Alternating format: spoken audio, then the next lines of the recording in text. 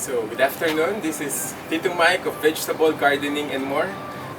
Last episode, I have shown you how to utilize containers in order to grow your favorite crops.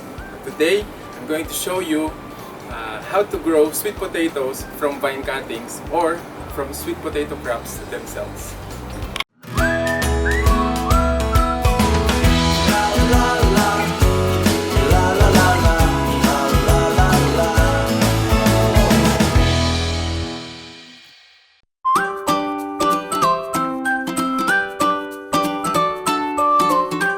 Today, I'm going to show you two ways on how to grow sweet potatoes. First and foremost, we can utilize the old vine cuttings in order to grow sweet potatoes. So the first technique is to utilize the old vines and then cut a portion and then grow roots by submerging it into water. As you can see, I submerged this into the water 2 days back, and then look at how easily these roots came growing.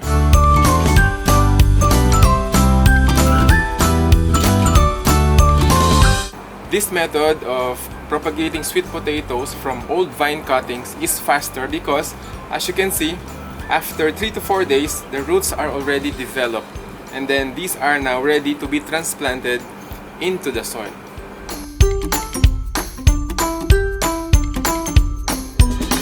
But if you don't have currently a sweet potatoes growing in your backyard, there is another method. You can purchase from the local market sweet potato crops, and then I'll show you a technique on how to grow sweet potatoes. So the way to do it is to insert or place 3 toothpicks as a hanging balance for the sweet potatoes, because we will hang this and submerge half of the sweet potatoes on the water. So as you can see, the pointed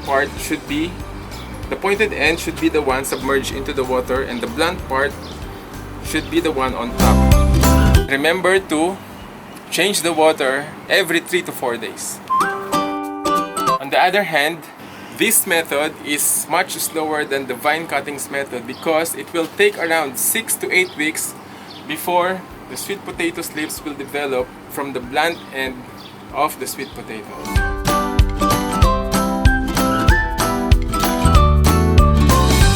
After around 6 weeks, you will see that sweet potato will develop healthy slips similar to this, and you will just have to snip them from the sweet potatoes.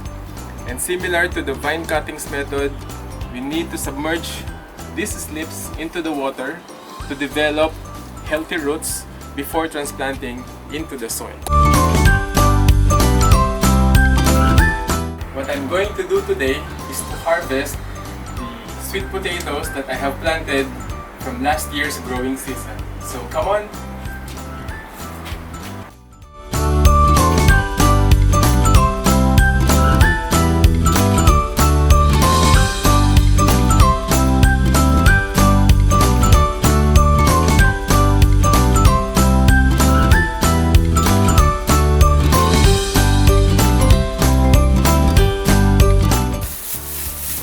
Woo! Big! So big!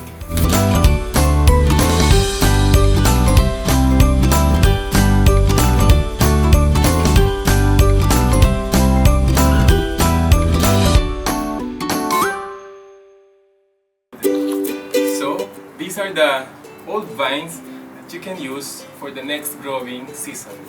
So, snap it from the fruit, and that's it. You can grow this, submerge this into water, wait for a few days to grow roots, and then they are ready for planting again in the soil.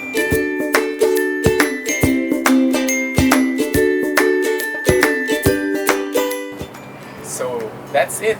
In this episode, we learned how to grow sweet potatoes using two methods. The first one is the vine cuttings method, which is much faster as we have seen. And the second one is through the sweet potato tubers themselves, wherein we will grow slips, and then these slips will grow roots to be transplanted into the soil. So thank you and have a good day.